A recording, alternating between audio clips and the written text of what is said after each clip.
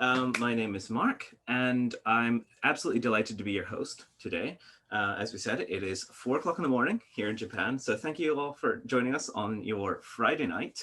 It is my Saturday morning, but I'm very happy to be here and to talk to you about sake. And I think this is the first of the sake experience events as part of the Hyper Japan online kind of series of events. So just a couple of announcements before we begin. You happy to keep your video on?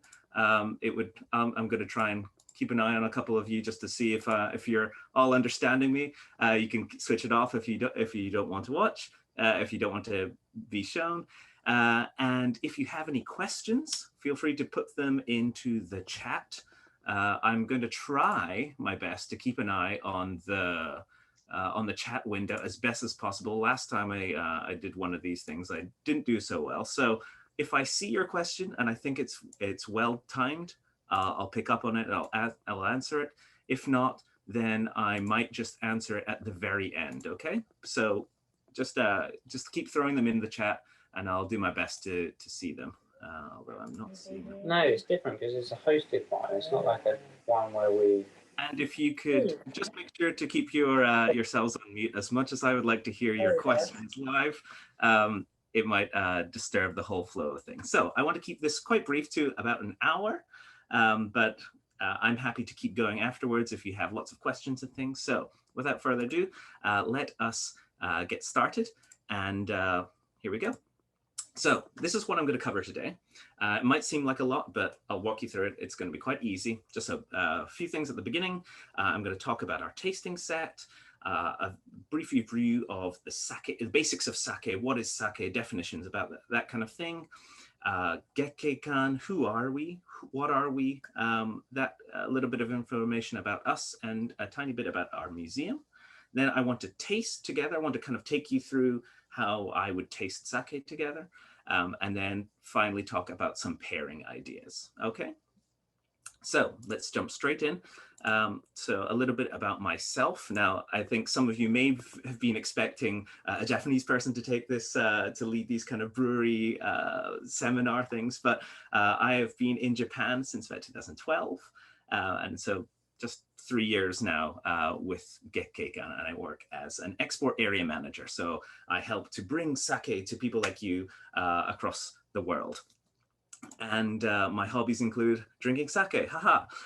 But also, actually though, I have, it's all about experience, that's what I'm saying. But I do have a qualification. Actually, officially, I'm somewhat certified as a WSET, Sake level 3. So I can talk to you with a little bit of official knowledge.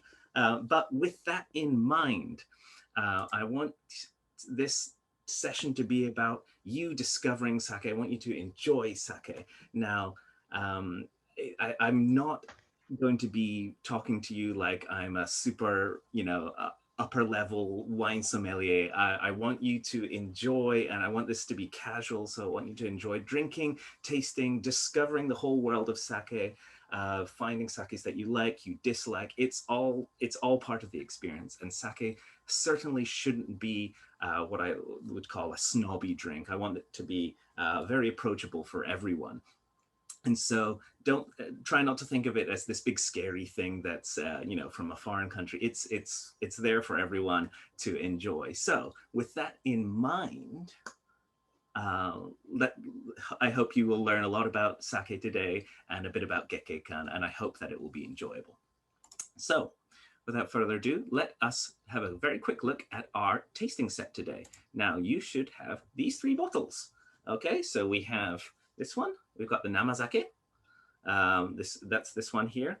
And we have this Yamada Nishiki Tokubitsu Junmai. That might be a bit of a mouthful, but we'll talk about what that means later. And we have this Nigorisaki. Now, if you have not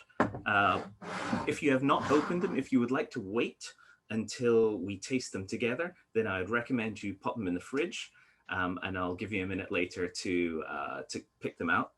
If you want to just start drinking now, go ahead, be my guest. If you're a little bit tipsy by the end of it, all the better. Let's just have fun today. And so do what you want. That's my approach to everything. Just enjoy it how you would like. Well, everything that I say to you is going to come as my personal recommendations, what I have found during my journey in the world of sake. So ultimately, it's all up to you, and you enjoy it however you like. So very quickly, I'm not going to go into too much detail about these numbers and things. This is for people who understand sake. If you want to take a note of these details, be my guest. If you don't know much about sake, don't worry about it. I'll explain the basics, the basics that you need to know, but really it's not that important. Okay, so this one, it's a Namazaki. It's unpasteurized. We'll talk about that later. So it's very good chilled. This one here is Yamada Nishiki Tokubitsu Junmai. Yamada Nishiki is the name of a type of rice, a sake rice that we use to make this sake. It's a bit more versatile. I wouldn't chill it quite as much as the first one, but it's pretty, you can have it warm as well. And it also comes in a larger bottle if you really like it. So keep an eye out for that afterwards if you want. And lastly, we have our Nigorisaki, which also comes in a larger size. And this is a cloudy sake. So if you are drinking this already, and if you want to start right now, make sure you give it a good shake to mix that sediment through the bottle evenly before you start pouring, okay? So that's our three. I'm not going to spend too much time on them right now. I just want to talk about the very basics of sake. What is sake? What is alcohol in general? How do we make sake? How do we define sake? What makes it special? And I want to start off with just a brief overview of alcohol in general. Now, humans have been, whether you like it or not, been trying to make alcohol in a number of different ways for thousands of years now. And I really like the theory that wanting to have a steady supply of alcohol was the reason that civilization really kicked off in the Near East, in the cradle of civilization. They wanted more beer, and so they settled down with agriculture and decided to plant a bunch of wheat and barley and all that. And I really like that theory, but it has played quite a pivotal role in a lot of human society and culture across the world. And so, for example, I think wine is the most recognizable in Europe and in the Mediterranean area. You get this very wine producing region, the greater kind of old world area, so to speak. You've got lots of grain, malt based alcohols. Over in Central America, you get basically the ancestor of modern day tequila with some sap based alcohols. In South America, you get alcohols that were made by chewing grains and seeds and spitting them out and then letting that ferment. And over in East Asia, we have rice is obviously the predominant crop that's grown, and we use a thing called koji. Okay, so a bit more about that, but later. But really, sake alcohol has been all around the world for thousands of years, and it's always played a kind of spiritual role. I feel like it's often been used in religious ceremonies or royal things like that. And I think one of the most obvious examples to a lot of people in the Western world is wine being the blood of Christ and things like that. It's often given an elevated status, and sake in Japan is no different. For those of you who have visited Japan, and specifically Kyoto and perhaps Fushimi before COVID, you might have gone to Fushimi Inari Taisha, which is a very, very famous shrine. You might recognize the image of these orange gates. And this is a particularly good example of the link between sake and the Japanese native religion of Shinto. Now, Inari is the god of harvests, really, but by extension, it's the god of prosperity and nowadays business. But particularly, it's good. It's an important god for sake making, because if you have, way back when, you're farming rice to keep you and your family and your community alive. If you have so much leftover rice that you can make something that you don't really need, such as sake, you have so much left over, then you're doing something well. You know, you've obviously done something to please the gods, and so you better be giving sake back to them as a thank you. And so that there's a very strong link between sake and Shinto, and so you'll often see sake being offered to these Shinto shrines, not just inari, but shrines all across Japan, as a kind of a thank you present, or as a as a gift to the gods in return for hopefully that good fortune from them. And this culture has been going on for many hundreds of years, and I think sake brewing in Japan will go back maybe about 1,000 years. In terms of compared to what it is, compared to modern day sake, you probably see something similar up here around maybe 13th century Japan. And this is an excavation of an old brewery that they found in Kyoto. But it's been going on for a long time, and it has taken very few forms over the centuries. But really, the ingredients and the method behind it has not changed at all. And so I'm going to segue into discussing the definition of sake. What is sake? And I hope you should all know by now that sake is a fermented alcoholic drink. Now, that is to say that it's not distilled. So it's not distilled like whiskey or vodka or gin. It is fermented like wine or beer. And so a lot of people refer to it as a rice wine, but technically speaking, it is not a wine, and it's perhaps even closer to beer. But we have our main ingredients of water, milled rice or polished rice, and we have rice koji. Okay, so koji is our kind of magic ingredient that I'll explain in just a moment. Sometimes there is distilled or brewer's alcohol, as it's sometimes known, added as an ingredient, but this is it. I'll talk about that later. But generally speaking, it's these three ingredients here. Now, I said, why is it not a rice wine? Well, when we talk about alcohol in general, we generally need two things to make alcohol. You need yeast, and you need to feed that yeast glucose or sugar, simple sugar. These are the two things you need. Yeast will eat sugar and turn it into ethanol, alcohol, and it'll make some carbon dioxide at the same time. This is known as fermentation. So with wine, in order to grossly simplify the process, you get grapes, you smush them up. There's a lot of juice and there's a lot of sugar in those grapes. You add some wine yeast, or you let some yeast particles floating around in the air just fall into the grapes, and you just let it sit. And after a while, it ferments on its own, and boom, you have wine at the end. That's the very basic logic behind theory behind creating wine. Okay, so this is known as a simple fermentation because there's really only one stage.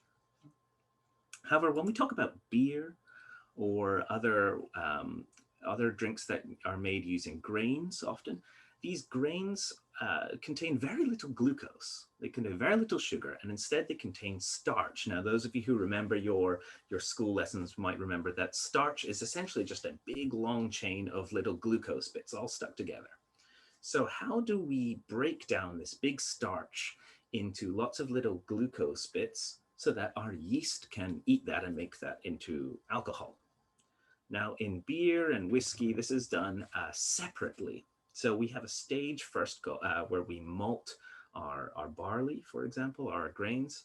But the way we do this is we essentially trick the seeds into growing themselves. So you kind of boil them in some water, and then the seeds are be like, okay, well, it's time to grow. So they'll start changing themselves, all the sugar that's stored in the grain into all the starch, excuse me, and they'll change that into sugar. And so after this, you end up with this malt, which is a very sweet, it's a sweet grain essentially, right? Because now it's no longer full of starch, it's full of sugar.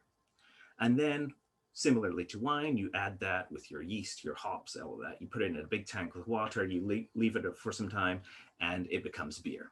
again, grossly simplified, but that's the theory, right? To if I know to give you an idea of changing the starch to sugar. I know that when I was very young, you know, you have a tasty piece of bread and you chew on that for like 5 minutes and it gets all really gross inside. And, you know, if you're very young, you would have gone like there. But that you'll know that that'll taste very sweet. See also rich tea biscuits, for example. If you chew on one of those for a long time, it'll taste very, very sweet in your mouth. And that's because there's an enzyme in your saliva called amylase, and that changes the starch into sugar for us. Okay? So we use the same idea here, and we convert the starch in the rice into sugar.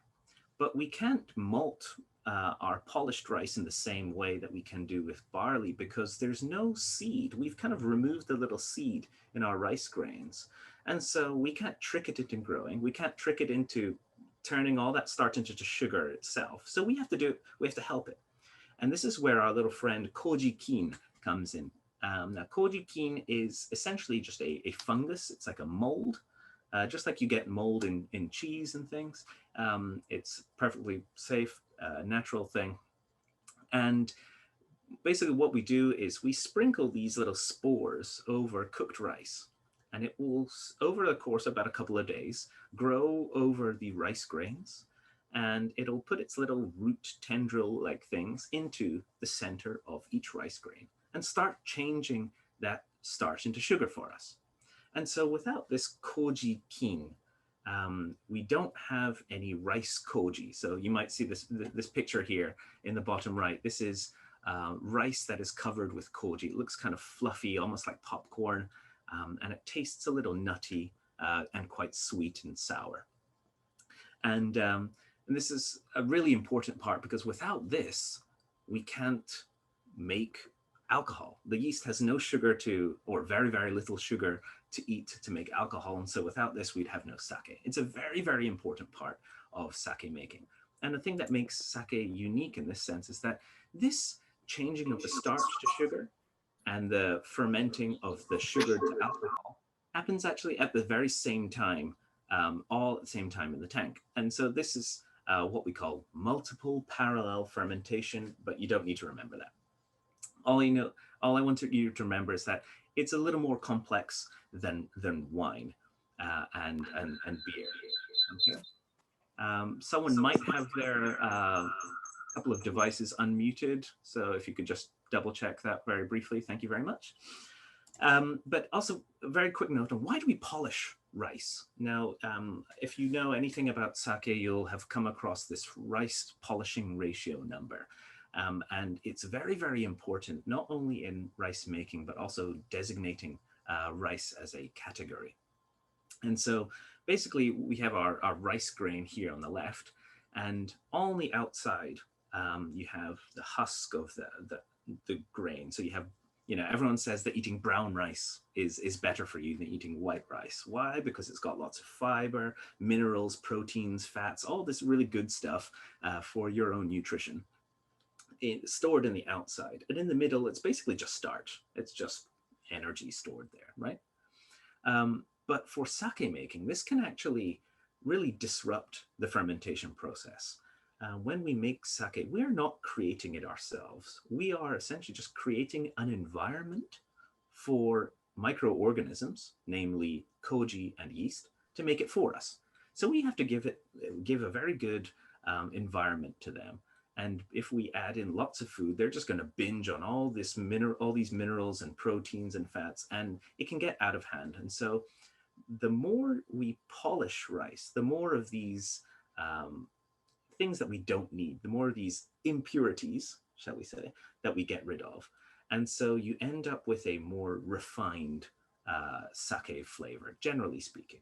And so if we have table rice, usually white rice that people eat is about 92 or 90% rice polishing ratio. So that is to say that the outer 8 or 10% has been removed.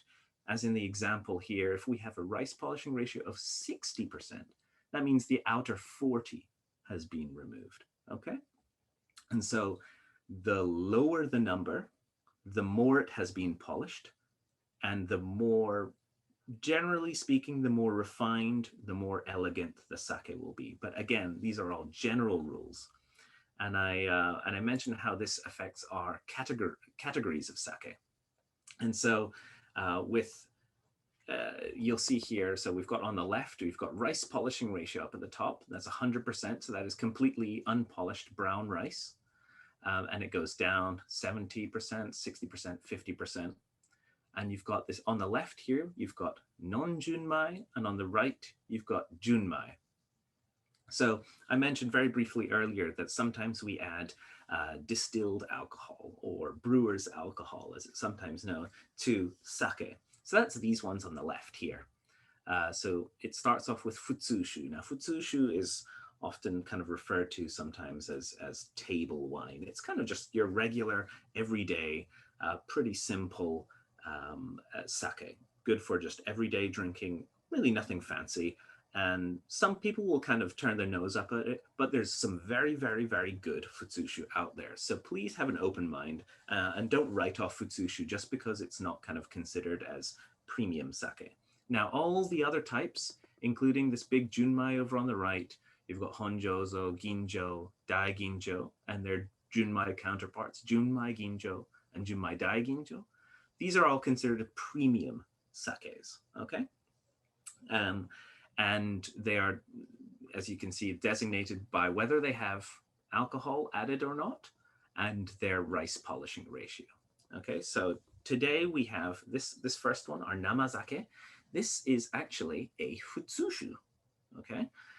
But we have it's unpasteurized, so we do a little extra to it, and so it's a bit of a funky futsushu. We have our second one. This is a Tokubitsu Junmai. So actually, this would come in between Junmai and Junmai Ginjo here, just right around where this yellow line is. Now, Tokubetsu just means special, and I'll explain why it's special later. And our Nigorisaki is actually another futsushu. But again, it's slightly different than your regular futsushu because it's cloudy. And so we've got essentially three different types, three quite different flavors, I hope, for you to taste today. Okay, so that is the very basics of sake making, how we categorize sake. If you have any questions before I go on to the next part, please put them in now. But what I want to say is, again, we are not making sake, we're getting microorganisms to make it for us. And so it's a very, very complex process that requires a lot of control, a lot of very minute alterations of different processes along the way. Things like water, the water quality, the minerality of water will greatly change the sake flavor and style. The rice, whether there are many, many different types of rice, just as there are many types of, potatoes, for example. And each of them each has their own characteristics. Some are very suited for making different types of sake. Some are less suited, for example. Koji, this is our magic ingredient which changes the starch into sugar. This is an extremely important part in determining the sake flavor at the end. There are many different types of yeast, just like you have wine yeasts, you have beer yeasts, you have specific sake yeasts as well. And depending on the yeast that you use, the end result will change drastically. And lastly, you have how you treat the sake. Now, this is, what I mean by treatment of the sake is kind of how you filter it, for example, or how you process it after all the fermentation is done. Okay, so it's a huge number of variables that go into making sake. It's extremely complex, but that means that we have so many different types, so many different flavor profiles, so many different styles that there is, I've been doing this for, I've been working for a sake company for 3 years now.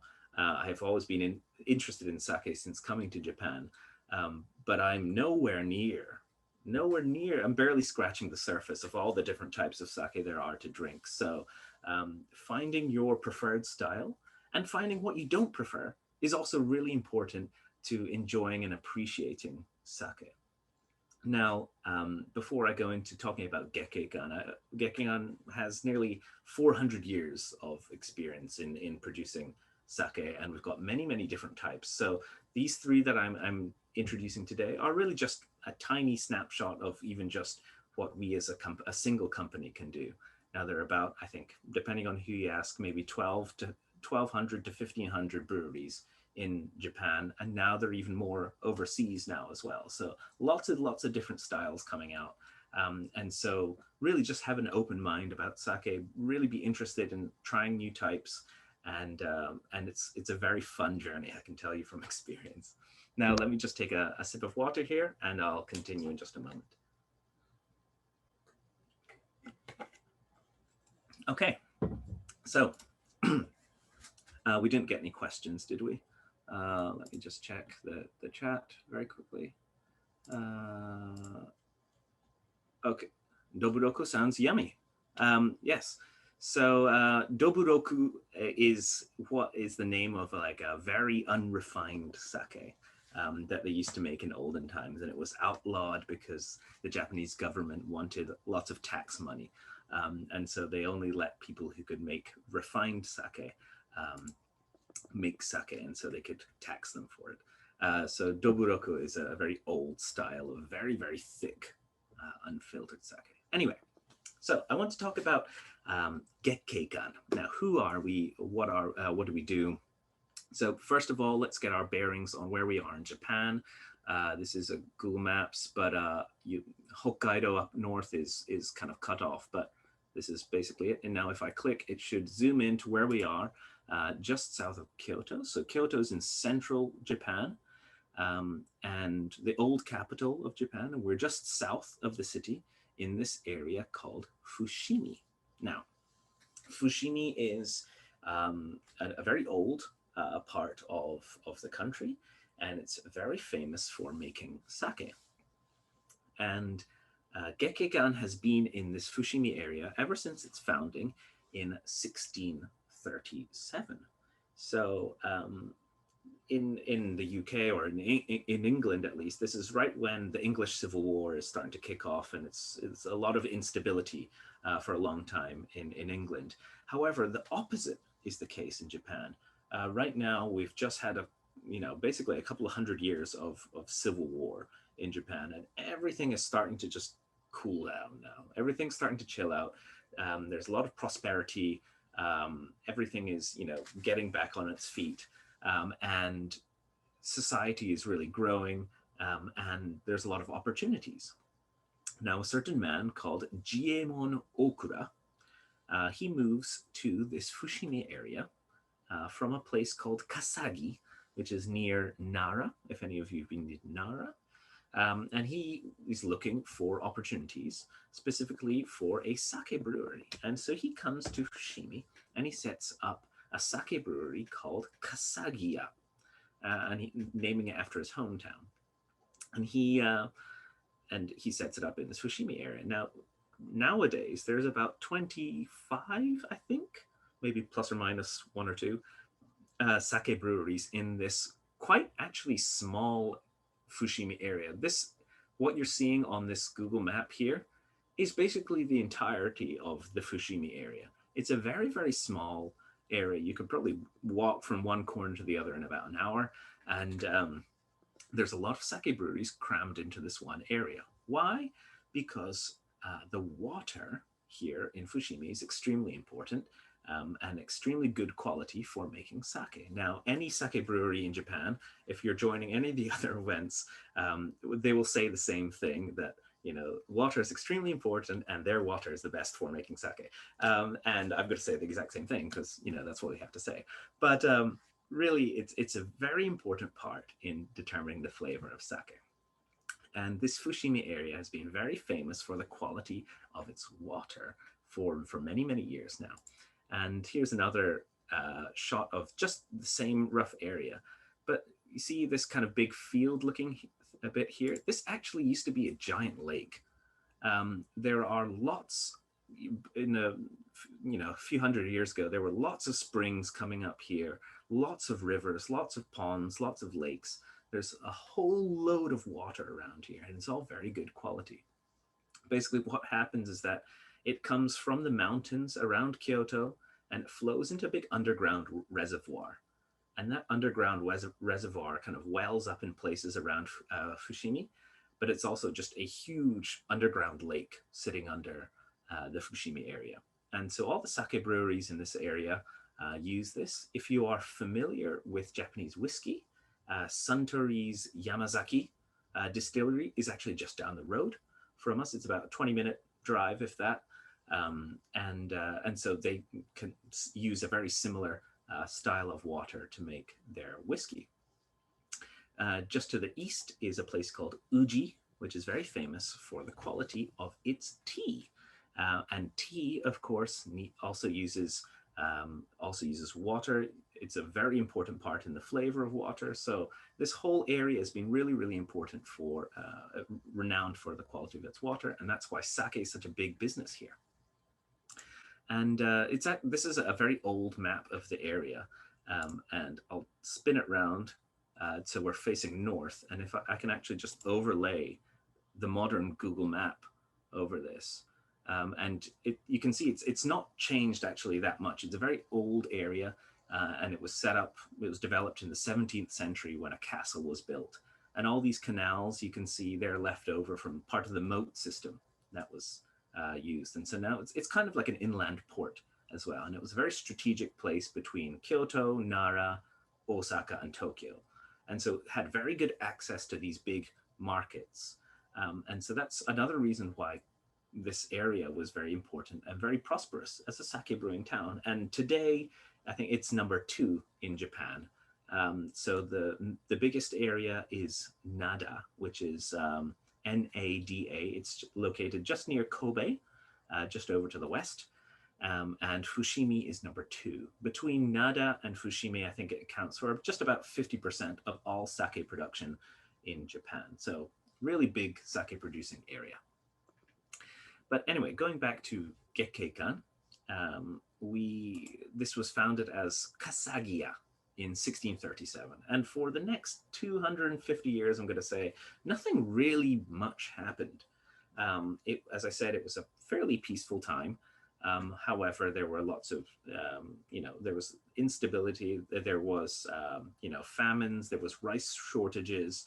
But despite all this, Kasagiya managed to just operate as a local brewery, catering to merchants, travelers, residents alike, doing its own thing. There were many, many breweries here in this area, maybe as much as 500 or so during this time.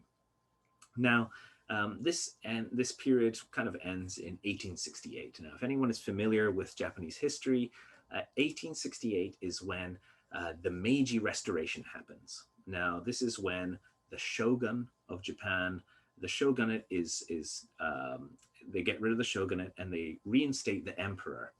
And so now Japan is no longer isolated from the rest of the world. It opens up its borders to trade. And guess who comes knocking? Basically, everyone and their dog comes knocking, wanting to trade with Japan, namely the United States, France, Britain, Spain, Portugal. Everyone wants to get a piece of this new market.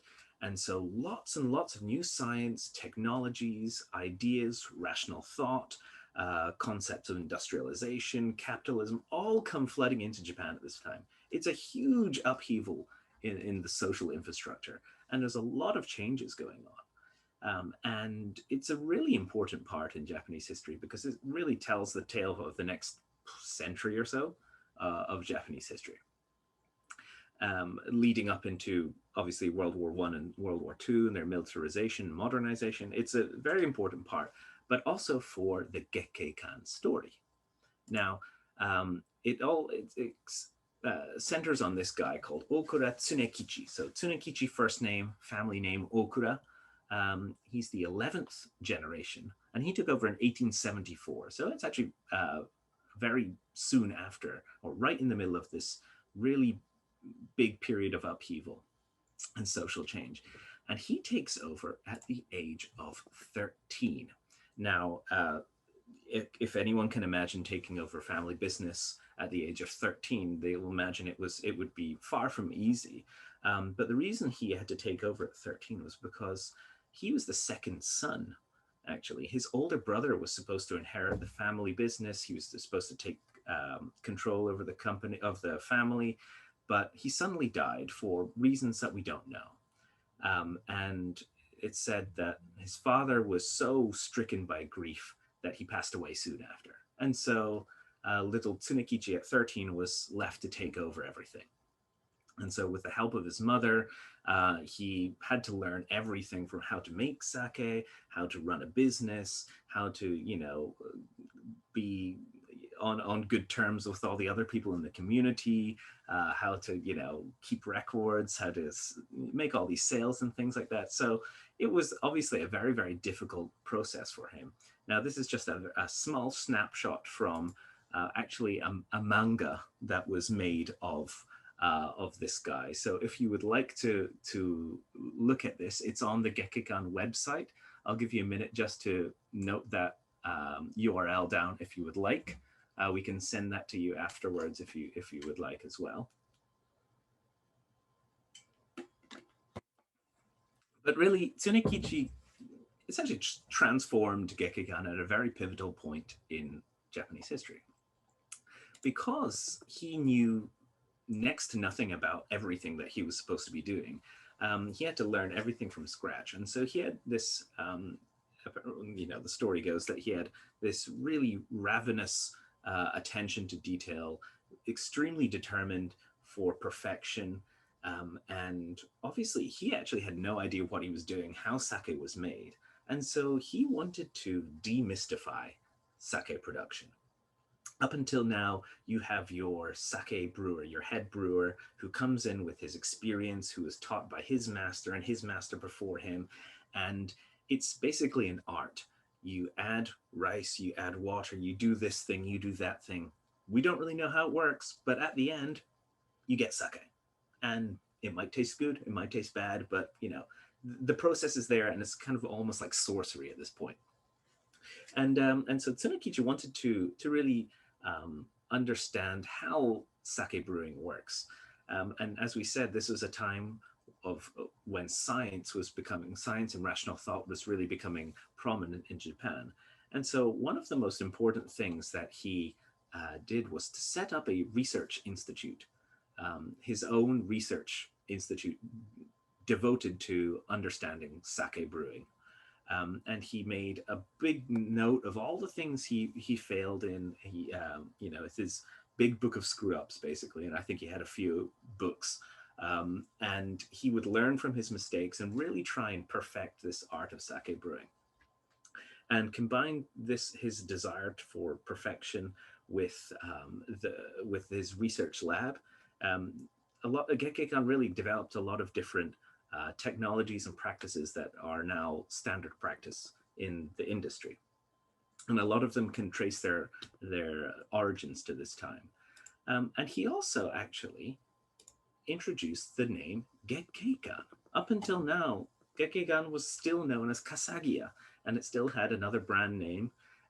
And he decided to really just turn everything on its head and call it Gekkeikan. Now, Gekkeikan means laurel wreath or laurel crown. You see it here in the logo. You'll see it in the Namazaki, particularly this golden wreath here. Just like how Olympic champions, very timely, I know, would get the laurel crown if they're champions, or think Roman emperors, that kind of thing. It symbolized his desire to be the very best at sake making. And so he really put everything into the company and developing certain goods like this one. It's a bottle of sake that comes with a drinking cup attached on top. And so you can drink sake on the move. And this is when trains and railways were being developed in Japan, and they weren't as good as they are today, and so they were very rocky. And so this little mechanism let you have a cup that swings with the rocking of the train, so you don't spill your sake. Like little things like this, he got developed, and it really boosted Gekkeikan's popularity across the whole of Japan. And so by the time from when he takes over at the age of 13 and when he retires in the middle of the 20th century, he has expanded the business 500 times over. They're making 500 times more sake than they were when he took over. And I think that it speaks a lot about the skill and the vision that he had, but also about the technology that was increasing at the time. So all the pieces kind of fell into place at the right time. But as I said, the setting up of the research institute really was, I think, one of the pivotal moments. It was the very first one owned by a private company. And again, a lot of the practices that we now have trace their roots back to this point here. And nowadays, it's still going. We still have our research institute. They still do a lot of different things, but not just about sake brewing, but how to enjoy sake as well. And they do a lot of different things, including looking into things how the aromas of sake help to relax people, for example. Now, there's a couple of bits on the website. If you look at our website as well, you can see. But really, this is a very, very important part of the company. And one of the things they helped to do was set up the first all-season sake brewery. Now, what I mean is, up until the middle of the 20th century, sake was only generally brewed during the winter months. Why? Because temperature control is extremely important in sake brewing. I can tell you it's extremely hot and humid right now in summer. And when it's hot and humid, lots of microbes, lots of bacteria can grow much more easily. And so the natural cooler temperatures help to kind of protect sake. And so up until now, it was very hard to make good sake outside of the winter months. But in 1961, Gekkeikan was the first to have essentially just a giant air-conditioned and refrigerated sake brewing factory. This is what it was when it was first developed. This is it now. You can see the area is much more built up. There's almost nothing behind it, but now Fushimi is a bit more of a bustling area. And another thing that the Research Institute helped to develop first was Namazaki. Okay, so this is where I segue into our products here. Now, Namazaki, as I said, is usually completely unpasteurized. So nama just means raw, fresh, alive. That's this character on the top here. Sake is sake, alcohol, right? So it's very fresh. And because it needs to be refrigerated or it will spoil very, very quickly and easily, it's generally something that was only ever available at the brewery on site, freshly tapped. And as a result, you couldn't really transport it very far. If you did, you'd have to keep it refrigerated the whole way. All these challenges. So the big question was, how can we bring the great fresh taste of Namazaki to people around the world? Now, and across Japan, really. So when you pasteurize sake, it's very good for helping to stabilize sake, to help it from going off. But unfortunately, it always takes off a little bit of the edge of the flavor. So Namazake's unpasteurized ones are very fresh, quite bold, quite fruity, usually, compared to pasteurized ones. So Gekkeikan's Namazaki was first made in 1984, and it's completely unpasteurized. It does not need to be kept refrigerated, and it's very stable, so it can be exported. That's why you all have it over in the UK now, because we can export this quite easily now. Instead of pasteurizing, what we do is we pass it through very, very fine filters to remove yeast particles, to remove microbes, all things like that. So it keeps the flavor, or nearly all of the flavor, but helps to keep it much more stable and it doesn't go off nearly as quickly. Now, there's also a sister product, which is a Junmai Daiginjo. This is also available at the Japan Center if you would like to look for it. Very, very fresh and aromatic, wonderful, very tasty sake. So this is just one of the things that is now quite standard. A lot of the, some of the other big companies use this filtration technique or something similar to make their own namazaki that can be transported quite easily. And I also want to just mention quite briefly that our sake museum. Now, the Gekkeikan Sake Museum. So the Okura is the family name. So Gekkeikan is still a family-run business. We are currently on generation 14 as the head of the family and company. And this museum was part of the old house and part of the old brewery as well. And it was built in 1907, I believe. And some of you may well have visited before COVID. But since obviously tourism has basically stopped completely, we've been making lots of renovations to the museum. So it's looking quite new, so new in fact that I don't really have many pictures of the new museum itself. But I very much hope that you can come visit us soon, because there's been a whole change of the layout, some new exhibitions, some new things to look at, some a little more interactive experience, I hope. And there's some new sake sampling stations. So we've got these little fridges, so you can try a lot of different types now. So it's very, very good, and really hope that you can come visit us soon. Because I would also like my family to come visit too. But without further ado, we're coming on 45 minutes. So I know that you're all probably thirsty right now if you've been waiting out to try these. So if you have kept them in the fridge, take a minute to go grab them just now. And I will take a sip of water.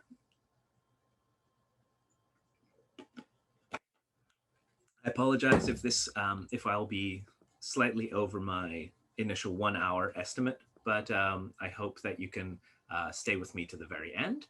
I'm fine to keep going if you have questions as well. So I can't get the chat window up though. There it is. Okay. So before we talk about tasting, I mean, I'll as I said, I want to keep this very casual, and I'm not a super high level professional sommelier or anything. I'm just someone who really likes sake and has drunk enough to have some kind of level of knowledge, experience, shall we say. Now, these are all optional steps, okay? So what I want to say, you know, I use a glass like this. It's a tasting glass to taste my sakes. You don't need to. You can drink it out of a mug. You can drink it out of the bottle if you want. I'm just saying that if you want to, it makes it very easy, or much easier, to appreciate the aromas and flavors in a glass like this. If you don't have one, a wine glass will do. A wine glass is perfectly good for tasting sake. Decide on an order is another optional step. I'm going to go 1, 2, and then 3, because you generally want to go from light and dry to then sweet and heavy. You want to, if you drink something very heavy and rich at first, it'll kind of overpower your taste buds, and you won't be able to sense everything else afterwards as well. So I'm gonna, so we first breathe in the aromas. You try and take a good sniff, see what you can smell and identify. Now, imagination is really, really important. And I'm not gonna tell you that this is easy. It's very difficult. And I struggled a lot at first to smell something and think, okay, it's this, this, this. So I'm gonna try and help you, you know, step by step, taste this. Obviously, take a sip, let it cover all your mouth and your tongue before swallowing, and then try and imagine again the flavors that you're recognizing. This is a very optional one, step 5. Try breathing from your mouth and throat out through your nose. Now, this is what's called retronasal olfaction, actually. And it's basically, you'll notice when you eat something, you hold your nose. You can't taste it as much, right? It's the same concept. You taste a lot through the back of your nose and throat. And so if you can manage to breathe out through your nose, you can taste, you can sense some more aromas. And then finally, what do you have at the finish? How does it fade? You know, what are your feelings at the end? But the most important, and this actually is mandatory, is please enjoy the experience, okay? And you get ready for another sip. And it's really just, you know, if you don't get any of these things, these like flavors or aromas that I'm gonna say, don't worry about it. It's not an easy thing to do, but just think about it, try it again, and try it again and again, and eventually you'll start to pick up on things, okay? So we're gonna start with Namazaki. I'm gonna pour myself some here. And what I'm going to do is I'm gonna just kind of walk you through it. I'm just gonna go for about that much and give it a good swirl. We're gonna go with the aromas first, okay? And these are just some words that might help you to understand the smells that you may be smelling. I get lots of yeasty banana. So this is like, if you're familiar with Belgian beer, I think it's quite similar to Belgian beer. I get a little bit of apple, something kind of sweet and fruity, but I also get a lot of rice flour. Now, rice flour is maybe not a smell that a lot of you are familiar with. If you have a bag of rice and you just kind of smell a handful of rice, that's kind of the smell that you're thinking. Or that is maybe close. So you can do that later if you want. But that's kind of what I have. It's quite a simple aroma. It's quite straightforward, but it's quite inviting. I think it smells very nice. Now we're going to go into the palate next. I'm going to have a sip.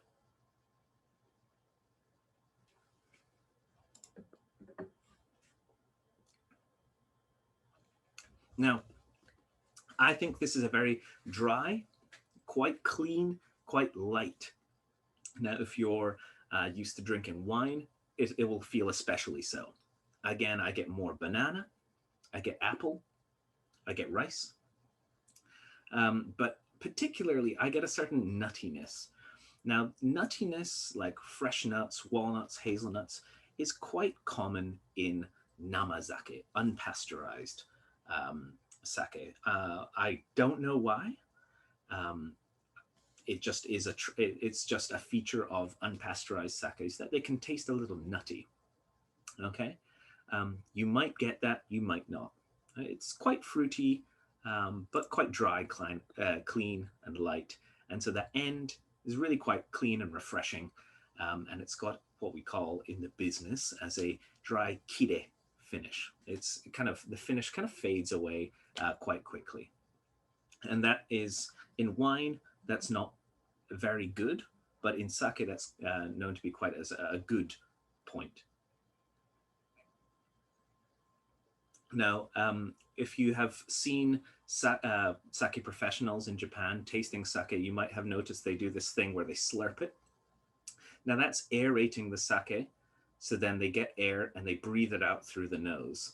And that's what that tasting in on the back of your throat through the nose. Here, let me try and do it for you.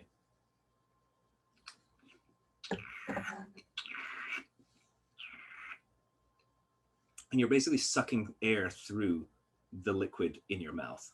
It might take you a couple of tries at first, so don't feel like you need to do it. Again, this is not mandatory at all. Okay, so now that we have that first one done, I want to move on to the next one. Sorry, I appreciate that we're running out of time. I'm very sorry if you have plans after this, but I think this will be recorded so you can watch the end of it if you do need to go. Okay, I'm going to go on the second one. This is our Yamada Nishiki Tokubitsu Junmai. So as I said, Yamada Nishiki is a type of rice. It's the name of a rice that is very specifically grown for making sake. Now, it's generally regarded as the best sake rice of all varieties. I mean, best is of course subjective, but it's very, very high quality. And one of the reasons why is that it allows the yeast to really express itself very well. So you get a lot of, it's generally used in quite high quality, quite aromatic sakes. Now, Tokubitsu, remember I said it means special. So this is just a special junmai. Why is it special? Because it's used using the special sake rice, but also our rice polishing ratio. Usually for a junmai, it would maybe be around 70%, but this one is, I believe, 60%. Oh no, sorry, excuse me, 70%. I was wrong. It's that's embarrassing. So the reason that it is special is that it's used as this sake rice. Okay, this is not really a very strictly defined term. So if you see this tokubetsu, it just means there's something else added to, or something else that they've done special to the production process. Okay. Now this is much more of a classic style of sake, so it might be a bit more difficult for you to identify some of the flavors and aromas. So let's just try and see if you can pick up on some of the ideas that I'm introducing. Okay. So on the nose aromas, we've got, should definitely be a bit more fruity than it was before, than the previous one. You've got a lot of, maybe a bit more apple and melon, perhaps. A little bit banana. You've got something sweet in there, maybe like candy floss is what I think. And there's something kind of floral, almost like a honey kind of smell. Again, if you are not getting this, do not worry about it. It is really not important. But if you want to try and get into, explore different types of sake, different flavors, this is a really good, just try and imagine things. If you imagine, for example, eating a piece of bread, what is that? You know what that tastes like in your head, right? And then you think, am I tasting that in this? Yes, no. And then you just cycle through a lot of different ingredients. Am I tasting strawberries? You know, or am I smelling strawberries? Not really. Okay, so it doesn't smell of strawberries. That's kind of how I go through it anyway. And so it will not come very quickly or easily unless you are very experienced or you are, you know, a super smeller or something. So just something to be aware of if you want to try and appreciate on a deeper level. Now let's take a sip.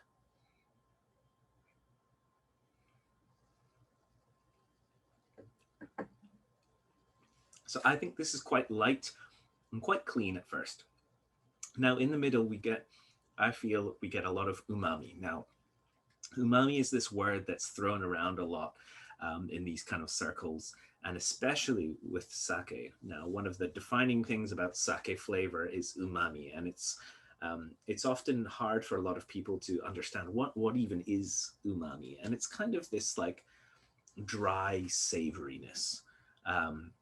And so I think one of the easiest ways that I think a lot of people in the UK are familiar with is very mature cheddar cheese. You know, when you get that almost salty, like dryness, and it's very full all across the mouth. That's kind of what umami is. You get it a lot in tomatoes, you get it a lot in meats, you get it a lot in mushrooms.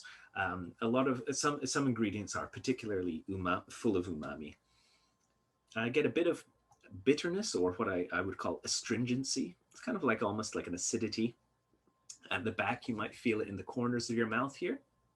And maybe a little bit of pineapple or melon. It's a bit more classic, it's a bit more subdued, so it's not a very bold, flavorful sake. Okay, and at the end, it's quite a long, dry finish with a little bit of maybe apple, something sweet at the very end is what I feel.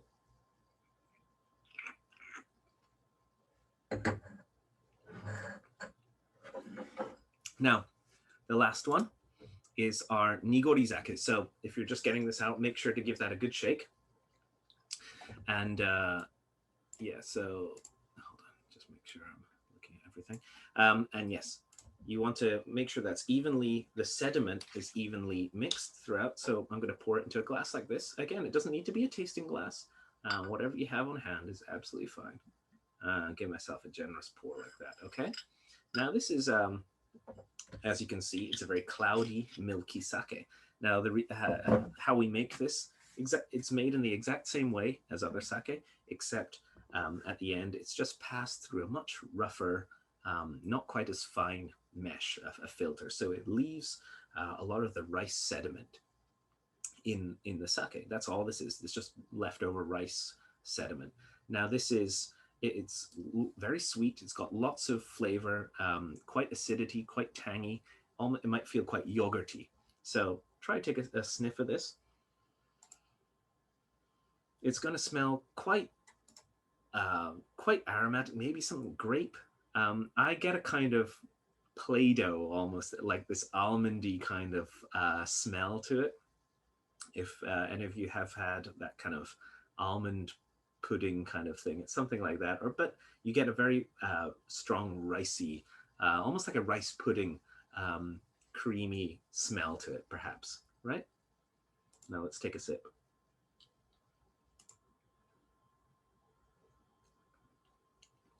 So this is really, really thick, of course, compared to the other ones, quite tangy, quite sweet. There's a lot of sugar that's left over in the sediment, and so this is just basically unfermented sugar. So it's a lower alcohol percentage. It's about 10%. And yes, so it's very creamy, lots of rice flavors, quite milky. I get yogurt because it's quite acidic. And then at the end, it's almost kind of like the sweet, sour, but also like a little grainy texture at the end, okay? It's what I get anyway. I'm hoping you're following along. And so lastly, I want to talk about pairing ideas, okay? Again, I'm not a professional at this. I just like thinking about what would go well with this. And this is something I never used to give much thought to anything. And if you are one of those people, then sake is very good because it's really hard to screw up, I think. I think you'll have to try very hard to have a bad pairing with sake. Now, why? Because of umami, and it's not quite as bold as other drinks. Excuse me. So you're almost certainly able to find a good match. But I want to just talk about some ideas today. And again, using your imagination is going to be really important in this. So again, pairing concepts. We want to either pair things that are very contrasting.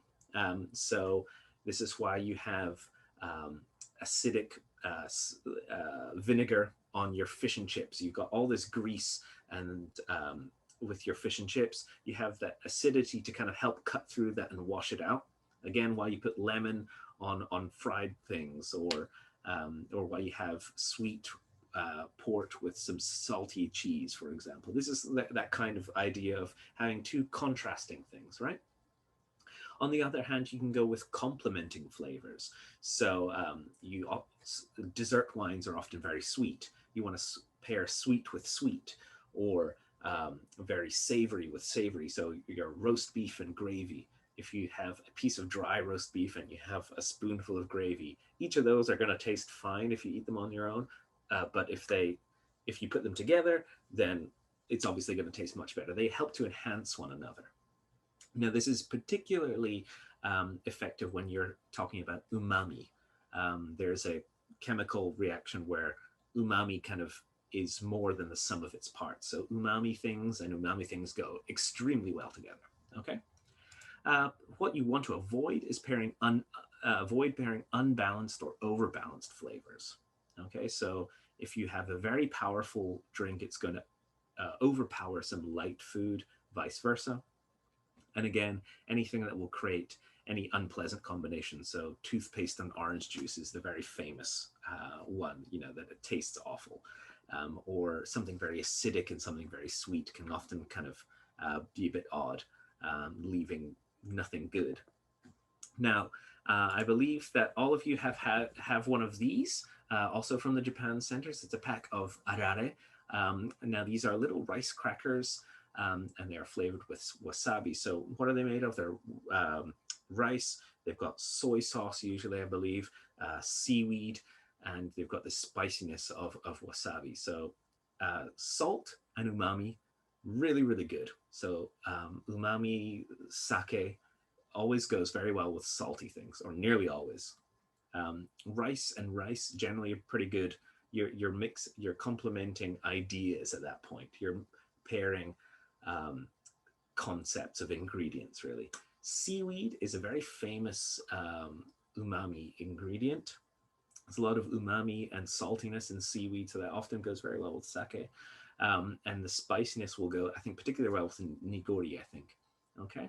So you can snack on the, or I hope you've been snacking on these as we've been going along, but these will be an excellent little snack, kind of like pork scratchings or something, you know, with your beer, that kind of thing.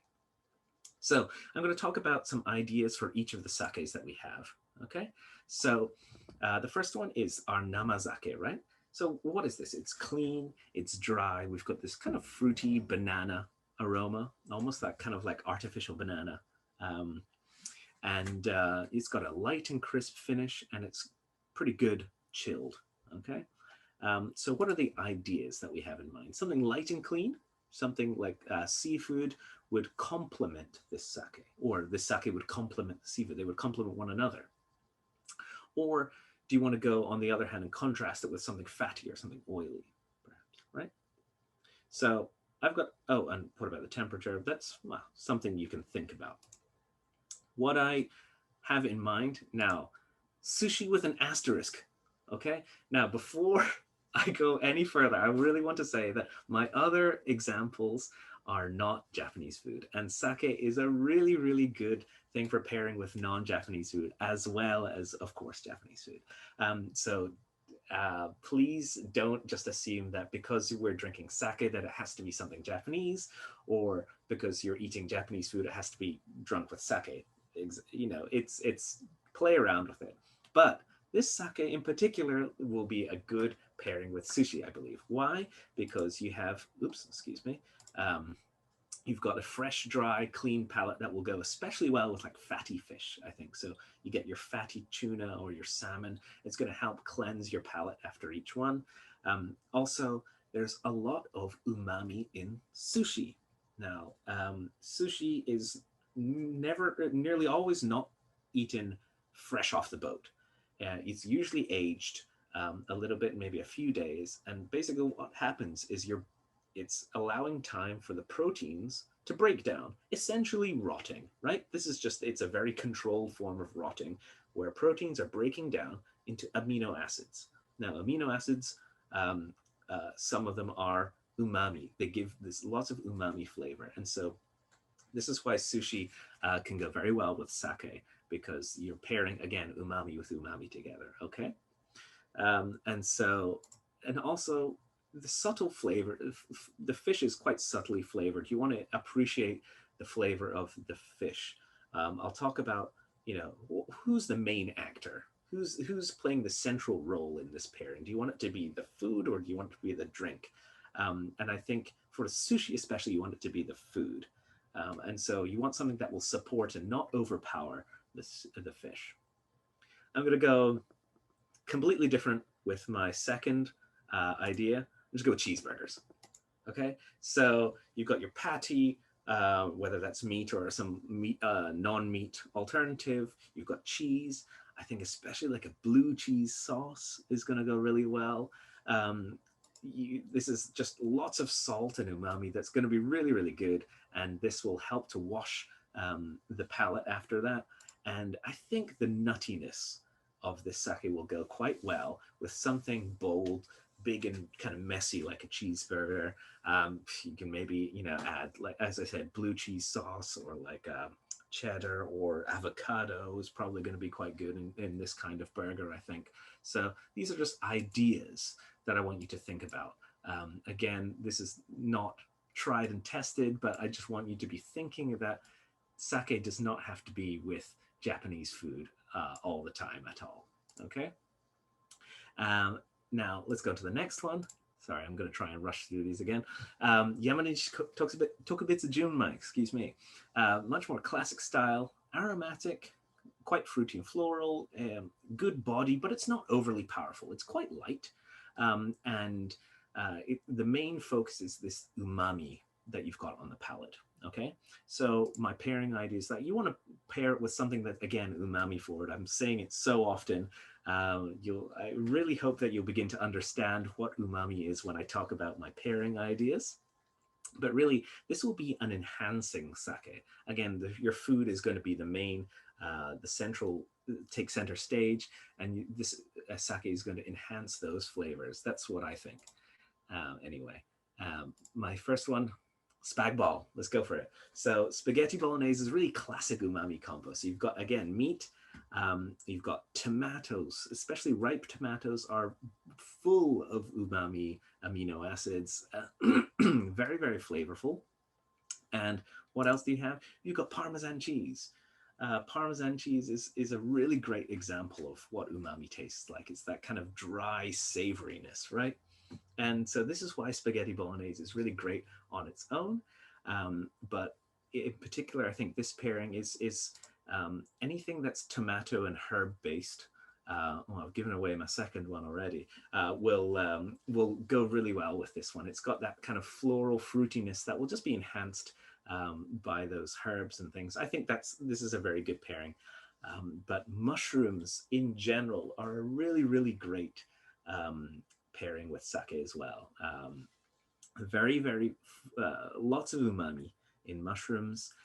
Quite versatile. I'm thinking you have your cheesy mushrooms, garlic mushrooms, buttery mushrooms, all these kind of things will go excellently with something like this sake, I think. So I think you can, it's a good idea to pair that.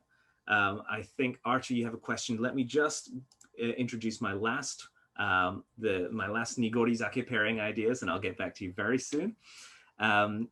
So we've got sweet and fruity, we've got this tangy acidity, thick and creamy, white color, and it's very richly flavored. So I'm thinking something sweet to complement this sweet sake, or something spicy. Now, sweet and spicy is a very classic mix. This is why you have sweet chili sauce, for example.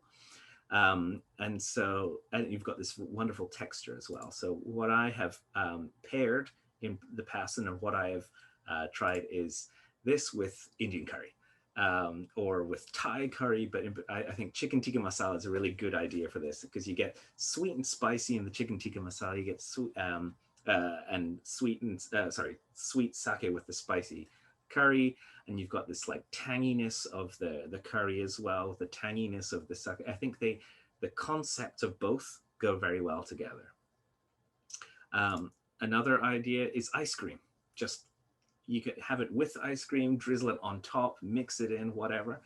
And in true spirit that I was, just before I was preparing for this, I had to have a coffee at like 2:30 in the morning. I added some of this to my coffee, and it was actually really good. So if you think of Vietnamese coffee where they have the condensed milk, it was kind of like that. And so this was a really interesting idea. So if you have maybe iced coffee, you add a little bit of that, maybe, it's like a kind of a spin on an Irish coffee, or, it's a Japanese coffee in a sense. This was a very interesting idea that I just thought I'd try out. And it took the bitterness of the coffee away, and it just gave it a little kick. So this is where I'm going to finish. And I just want to say, so we have been able to do this in conjunction with Hyper Japan. So thank you very much to Yuko for helping us organize this, but also with the Japan Center, who provided the sake that we have in the UK. So we operate alongside Japan Center. They have an online store. So if you search for the Japan Center online store, you can find many more Gekkeikan Sake products. You can find many, many other sake products as well. Definitely give them a look. And I hope this is the beginning of a sake journey for you all, is what I want to say. So thank you very, very much. I know I've kind of gone over a bit. I hope it's not been too long. I hope it's been easily understood. And it's been very fun. So thank you all for listening. And that's the end of this. So I'm just going to stop this now.